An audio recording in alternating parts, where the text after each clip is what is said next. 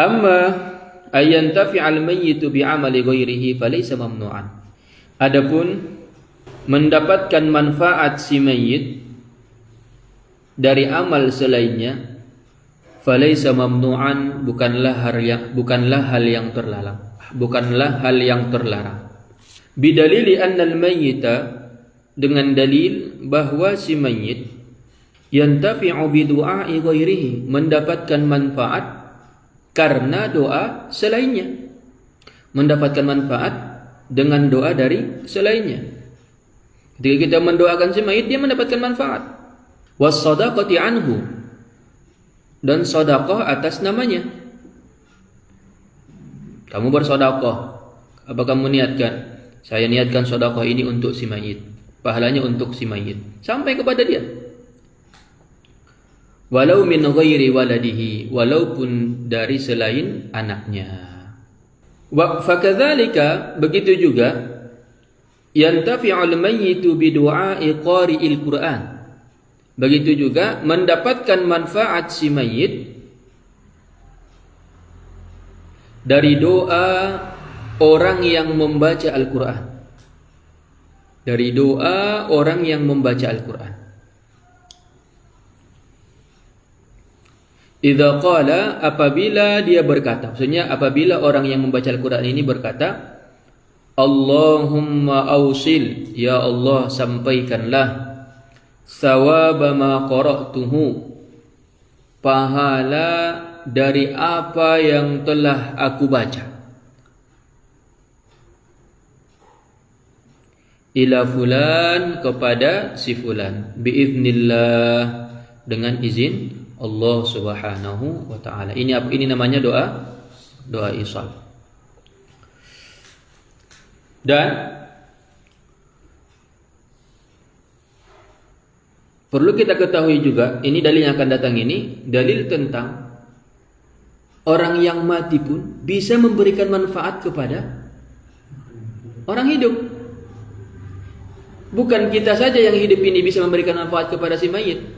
Orang-orang yang hidup, orang yang mati pun, orang yang sudah wafat pun bisa memberikan manfaat kepada orang yang hidup. Dalilnya apa? Ini dalilnya. Wa bidalili anna sayyidana Musa, dan dengan dalil bahwa Nabi Musa qala li Muhammadin, berkata kepada Nabi Muhammad, fi haditsil Mi'raj, di dalam cerita Mi'raj, dalam hadis Al-Mi'raj, ketika Isra wal Mi'raj. Isra kan perjalanan daripada Masjidil Haram ke Masjidil Aqsa. Sedangkan Mi'raj adalah perjalanan dari Masjidil Aqsa sampai ke Sidratul Muntaha. Apa perkataan Sayyidina Musa kepada Nabi Muhammad? Irji', kembalilah. Maksud kembali dari sini, kembalilah ke tempat engkau bermunajat kepada Tuhanmu.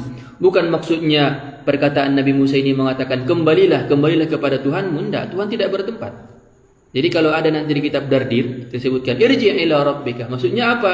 Irji' ila makanin tad'u rabbaka. Kembalilah ke tempat engkau menyeru Tuhanmu. Bukan maknanya Tuhannya di situ, enggak. Itu maknanya.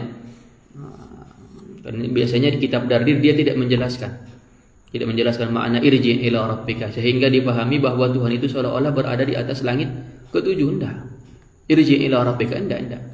Irji' ila makanin tad'u fihi rabbak. Kembalilah ke tempat engkau menyeru Tuhanmu di situ. Bukan maksudnya Tuhannya di situ, tapi tempat dia menyeru di situ. Seperti kita apa?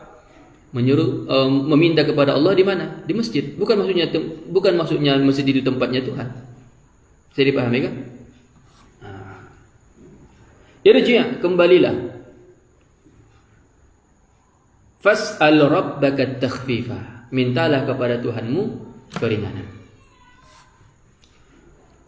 Apa perkataan Sayyidina Musa kepada Nabi Muhammad? Irji' fas'al rabbaka at-takhfifa, mintalah kepada Tuhanmu keringanan. Saya tanya, waktu kejadian Isra wal Mi'raj, Apakah Nabi Musa masih hidup? Sudah wafat. Sudah wafat. Berarti posisinya Nabi Musa sudah wafat, Nabi Muhammad sedang mi'raj, berarti beliau hidup. Wa hadza naf'un kabir, ini adalah manfaat yang sangat besar li ummati Muhammad, bagi umat Muhammad. Apa itu manfaat apa itu manfaat yang besar itu? Keringanan yang diberikan oleh Allah. Keringanan yang diberikan oleh Allah, yang awalnya 50 salat menjadi 5 salat. Ini kan keringanan ini kan. Ini kan manfaat yang besar kepada umat Nabi Muhammad. Kana wa hadza naf'un kabirun li ummati Muhammadin kana ba'da mauti Musa, dan ini terjadi setelah wafatnya Nabi Musa bisinin adidah, bertahun-tahun lamanya. Bertahun-tahun lamanya. Jarak antara Nabi Musa dan Nabi Muhammad itu ratusan tahun itu. Nabi Musa sudah wafat, tapi tetap memberikan manfaat kepada umat Nabi Muhammad. Apa bukti manfaatnya? Kita mendapatkan keringanan. Yang awalnya 50 salat menjadi 5 salat. Ini dalilnya bahwa mayit pun bisa memberikan manfaat kepada orang yang hidup dengan izin Allah Subhanahu wa ta'ala. Begitu juga orang hidup bisa memberikan manfaat kepada si mayit dengan izin Allah Subhanahu wa ta'ala. Kalau seandainya orang mati tidak bisa memberikan manfaat kepada orang hidup, terus bagaimana ini Nabi Musa bertanya seperti itu kepada Nabi Muhammad? Ayo minta terus, minta keringanan. Itu kan berarti kan itu kan caranya itu kan supaya kita mendapatkan keringanan. Itu kan manfaat kepada kita yang dilakukan oleh Nabi Musa. Kalau seandainya Nabi Musa tidak menegur ataupun tidak menyuruh Nabi Muhammad untuk meminta keringanan, 50 salat sehari, tak bisa lagi kita pergi sekolah itu. Sekali 10 menit atau sekali 5, sekali setengah jam itu salat kita itu berjamaah. Ini dalilnya tentang seorang si mayit bisa juga memberikan manfaat kepada orang yang hidup. Qala al-muhaddithu Murtada Az-Zabidi, berkata al-muhaddis Murtada Az-Zabidi fi syarh al-Ihya, di dalam kitab syarah Ihya, namanya Ithafus Sadatil Muttaqin. Ada kitab Ihya Ulumuddin yang dikarang oleh Imam Al-Ghazali, disyarahkan oleh Al-Imam Murtada Az-Zabidi, diberi nama dengan Ithaf Sadatil Muttaqin. Ithafus Sadatil Muttaqin.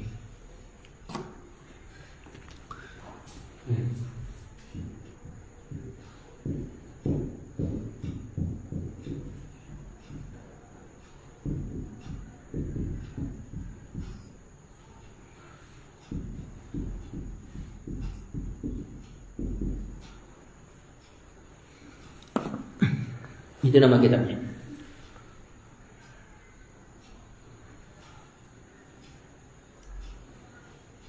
Manassuhu, nasnya sebagai berikut, ibarahnya sebagai berikut. Qala As-Suyuti, berkata Imam As-Suyuti. Imam As-Suyuti huwa muhaddis, al-alimul 'allamah, bukan ulama kaleng-kaleng. Fi syarh As-Sudur, di dalam kitab Syarah As-Sudur. Apa kata Imam As-Suyuti? Jadi Imam Az-Zabidi menukil perkataan Imam As-Suyuti. Wa amma qiraatul Qur'an, adapun bacaan Al-Qur'an, alal qabri, di samping kuburan, fajazama bimasyru'iyyatiha,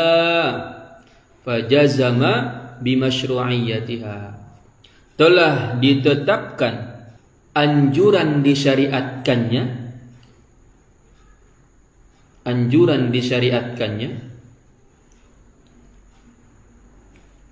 ashabuna wa ghairuhum, oleh ashab kami dan selain mereka. Ashab, kalau dikatakan ashab, biasanya mereka yang menempati derajat kedua di mazhab Syafi'i. Di dalam mazhab Syafi'i itu ada 4 tingkatan. Pertama namanya mujtahid mutlak, yaitu seperti Al-Imam Asy-Syafi'i. Ada namanya ashabul wujuh, di bawah imam, di bawah mujtahid mutlak.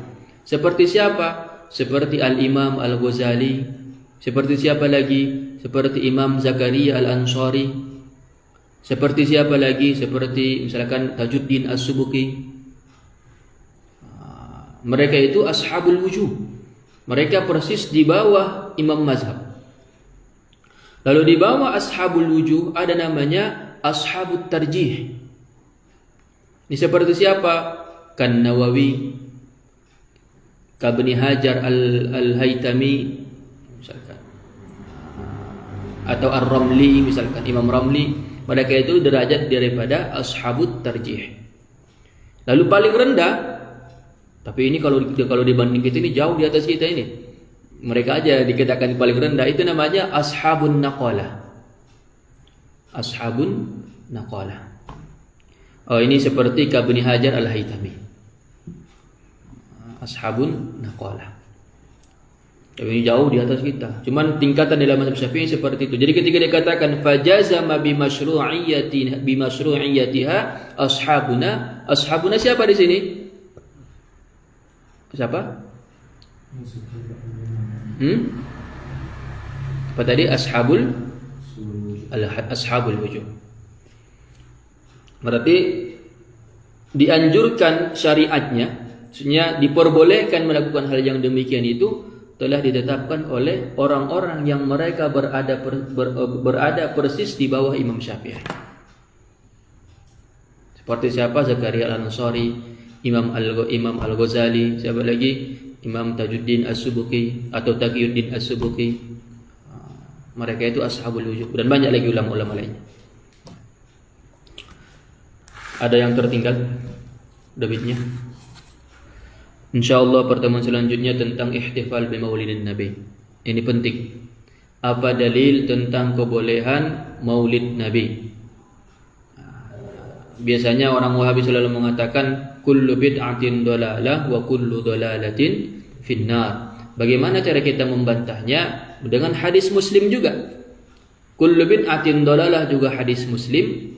Hadis pembantahannya juga di dalam hadis Muslim. Bahkan Al-Imam An-Nawawi yang mensyarahi Sahih Muslim mengatakan bahwa hadis kullu bid'atin dhalalah adalah hadis amun makhsus. Hadis yang secara lafaz dia bermakna umum, tapi secara lafaz dia umum, tapi makna daripada lafaznya itu adalah khusus. Kenapa? Karena ada hadis yang mengkhususkannya.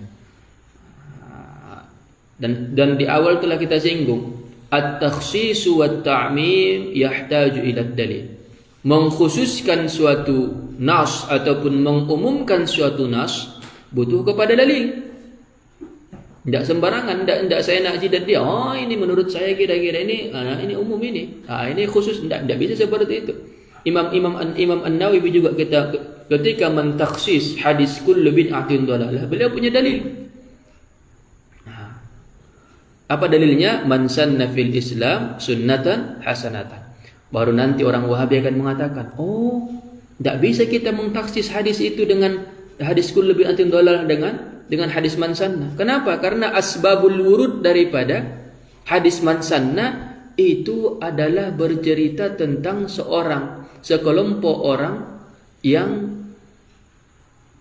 sekelompok sahabat Nabi yang berada di dalam kefakiran yang bersangatan, sangat fakir sekali.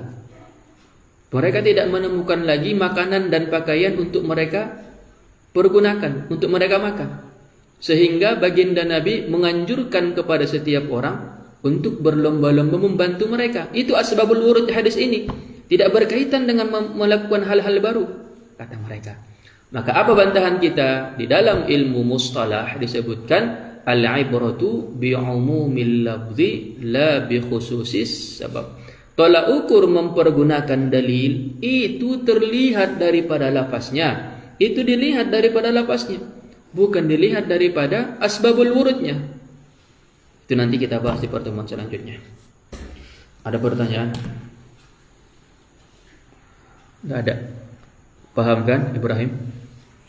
Irwan paham? Nuhallil wa nusalli ala Rasulillah.